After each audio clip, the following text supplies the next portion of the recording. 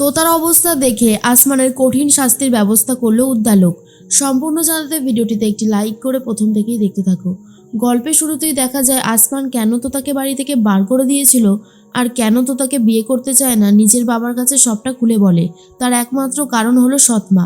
সৎমা তোতার উপর অত্যাচার করতে পারে, এই ভয়তেই তোতাকে ফিরিয়ে দিয়েছিল আসমান। তখনই তুলি বলে, দাদাভাই তুই শুধুমাত্র এই কারণে তুই ওই রকম একটা মেয়েকে এইভাবে কষ্ট দিতে পারলি? আরে তুই কেন বুঝতে পারছিস না? তোতা আজকালকার দিনের মেয়ে, ও পড়ে পড়ে মার খাওয়ার মতো মেয়ে না। ও মাকে উল্টে জব্দ করে দেবে, তুই দেখিস এটা। আসমান বলে, কিন্তু আমিও তো সেটা চাই না রে তুলি। যতই হোক মা আমাকে যাই বলুক না কেন, এতটা বছর ধরে তো আমাকে রান্না করে খাইয়েছে, আমার দেখভাল করেছে। হ্যাঁ, মুখে হয়তো অনেক কথা বলেছে, কিন্তু আমাকে তো দেখেছে, সে আমাকে দুটো ভাতও দিয়েছে, তাহলে আমি কেন তার এরকম ক্ষতির ব্যবস্থা করব? তখনই আসমানের বাবা বলে, শোন তুই এসব নিয়ে ভাবিস না, আর তাছাড়া তোতামা আছে তো খুব বুদ্ধিমতী, ও আমাদের সবাইকে একসাথে মেনে নিয়ে চলবে, দেখিস তুই। তুই এসব নিয়ে তো ভাবিস না তো, তুই এসব আও জিনিস নিয়ে ভাবছিস, যেগুলো ভাবলে মানে কিছুই হবে না। তুই এগুলো ভাবিস না, ও একদম সুস্থ হয়ে যাক, আর আমি জানি ও সুস্থ হয়ে যাবে, তারপরেই কিন্তু আমি তোর সাথে ওর বিয়ের ব্যবস্থাটা করে ফেলবো। আর আমি কোনো ওয়েট করতে চাইছি না, এমনিতেই অনেক দেরি হয়ে গেছে, তার মধ্যে তোতামার এই এত বড় একটা অ্যাক্সিডেন্ট ঘটলো। অন্যদিকে উদ্দালক বসু চলে এসেছে, আর এসেছে কোজাগরি বসু। কোজাগরি তখন বলে, কেমন আছে? হ্যাঁ, আমার মেয়েটা ঠিক আছে তো? কোজাগরির কথা শুনে আসমান বলে, ঠিক আছে, ট্রিটমেন্ট চলছে, ও এখন কেবিনেই আছে, যান গিয়ে দেখা করে আসুন। তখনই চলে এসেছিল উদ্দালক বসু আর বলে, তোমার জন্য, আজ শুধুমাত্র তোমার জন্য আমার মেয়েটার এই অবস্থা হয়েছে। তুমি কি ভেবেছো তোমাকে আমি ছেড়ে দেবো? এত সহজে তোমাকে ছেড়ে দেওয়া যাবে না। আসমান তখন বলে, ঠিক আছে, আমাকে ছেড়ে দেবেন কি আমাকে ধরে রাখবেন সেটা তো পরের ব্যাপার, কিন্তু আমার অন্যায়টা ঠিক কী আমি তো এটাই এখনও বুঝতে পারিনি। আর তখনই উদ্দালক বসু বলে, কেন? তুমি আমার মেয়েটাকে ফুসলিয়ে নিজের কাছে নিয়ে যেতে চেয়েছো, আজকে সব কিছু হয়েছে তোমার জন্য।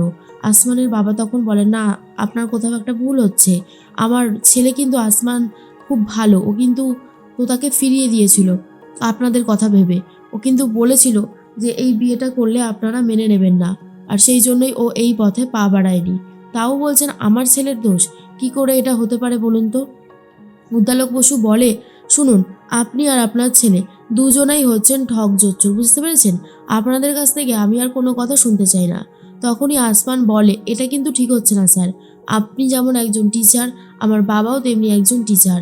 আমার বাবা কিন্তু আপনার থেকে কোনো সুযোগ সুবিধা নেয়নি, তাহলে এই সমস্ত কথাগুলো আমার বাবাকে উদ্দেশ্য করে কেন বলছেন?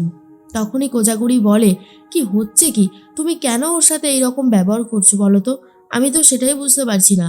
উদ্দালক তখন বলে, কেন? আমি কি ব্যবহার করেছি? হ্যাঁ, কি ব্যবহার করেছি? আমি যা করেছি তা একদম ঠিকই করেছি।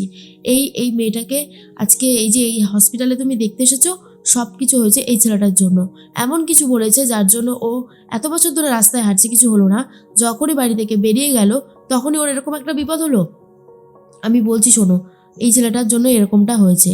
তখনই আসমান বলে, হ্যাঁ ধরে নিন তাই হয়েছে, এবার আমাকে কি শাস্তি দেবেন বলুন?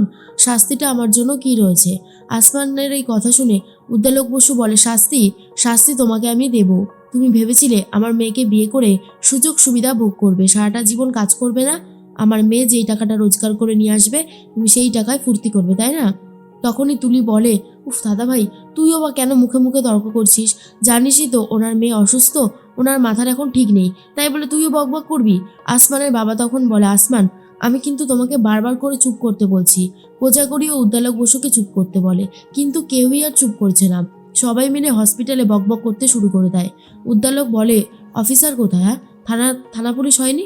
হওয়ার তো কথা, এটা তো অ্যাটেম্প টু মার্ডারের কেসে যাবে। আমি আমি অবশ্যই পুলিশকে বলবো তোমাকে অ্যারেস্ট করার কথা। তখনই আসমান বলে, শুধু পুলিশকে কেন বলবেন? আপনার হাতে তো অনেক ক্ষমতাই আছে, ইউনিভার্সিটিতে গিয়ে বলবেন, আমার চাকরিটাও চলে যাবে। সব কিছু চাইলে আপনি করতেই পারেন, আপনার কাছে এগুলো কোনো ব্যাপার নাকি? তাই উদালক বলে, ঠিকই বলেছ, আমার কাছে এগুলো কোনো ব্যাপারই না। তুমি তো শাস্তি পাবেই, তোমাকে শাস্তি দেওয়া হবে।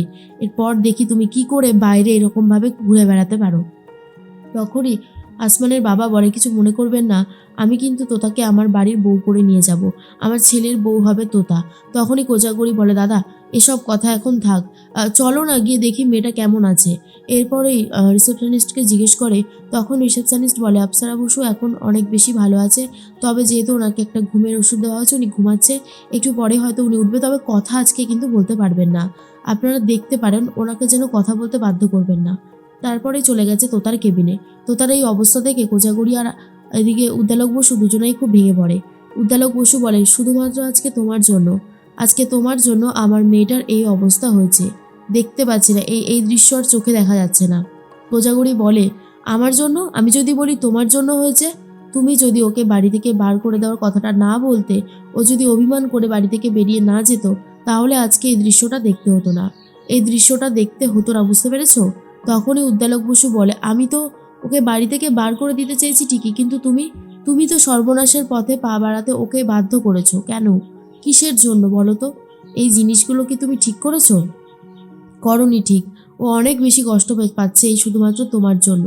একবার সুস্থ হয়ে যাক, তারপরে ওই আসমানের ব্যাপারে আমি সমস্ত খোঁজখবর নিয়ে ওর বিরুদ্ধে মামলা দায়ের করবো। দেখোই না, আমি জানতে চাই সেদিন ঠিক কী হয়েছিল, কেন তোতা আজকে হসপিটালে ভর্তি। বাড়ির প্রত্যেকটা মানুষ আজকে তোতার জন্য চিন্তা করছে।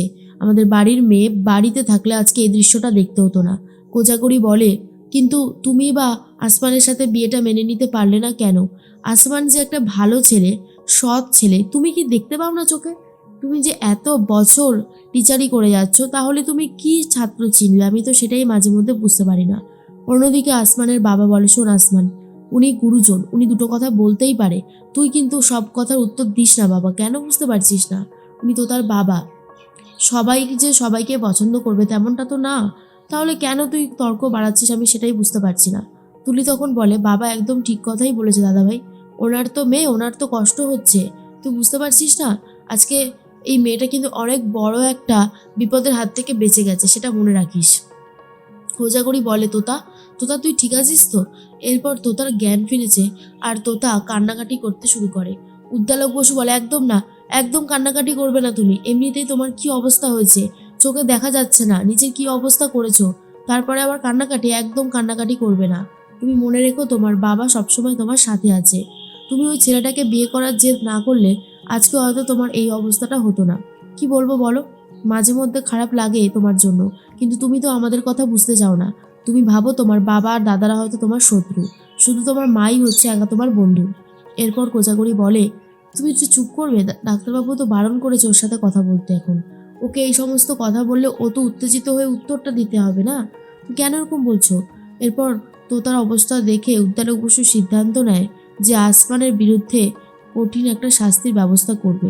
আসমানের জন্যই তোতার এই অবস্থা হয়েছে বলে আরও বেশি করে রেগে গেছে উদ্দালক বসু, আর পুলিশের সাথে দেখা করে সমস্ত কথা বলবে বলেও ঠিক করেছে।